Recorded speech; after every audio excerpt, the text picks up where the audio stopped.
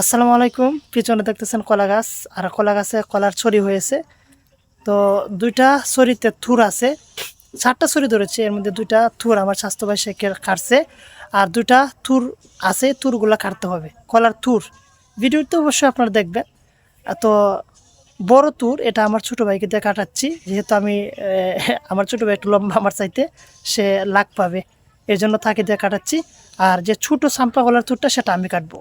তো চলুন বেশি কথা না বাড়িয়ে ভিডিও শুরু করা যাক। তো আমি আসলে ওইটার লাগল পাইতেছি না, অনেক উঁচা তো। আমার ছোটো ভাই আমার থেকে লম্বা, একটু এই জন্য দিলাম তাকে। সে চেষ্টা করতেছে অনেক, কিন্তু বেশ জায়গা ভালোভাবে শেপ পাইতেছে না। একটু চেষ্টা করি ইনশাল্লাহ। এখানে চেয়ার বসানো যাবে আশিক? চেয়ার চেয়ার আচ্ছা ধর্ম পাতলা চেয়ারটা আছে, চেয়ারটা নিয়ে আসো তো। আচ্ছা দেখা যাক, আমাদের চেয়ারটা নিয়ে আসো। আচ্ছা এটা বসানো যাবে, দেখতো। হ্যাঁ ঠিক আছে, হ্যাঁ ইনশাল্লাহ, না সমস্যা নাই, দে তুই উঠ আস্তে কইরা।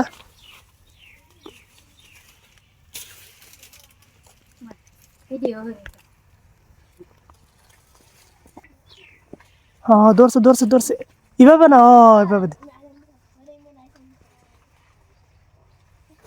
এ আল্লাহ জানে কোথাও আরো নিচে দে দরকাছি, এটা এটা সাথে দে লাগায়া।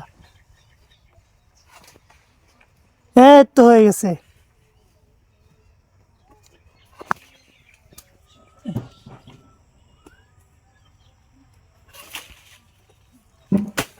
এই মাশাল্লাহ মাশাল্লাহ, এই যে পড়ছে। এবার নামো আস্তে করে।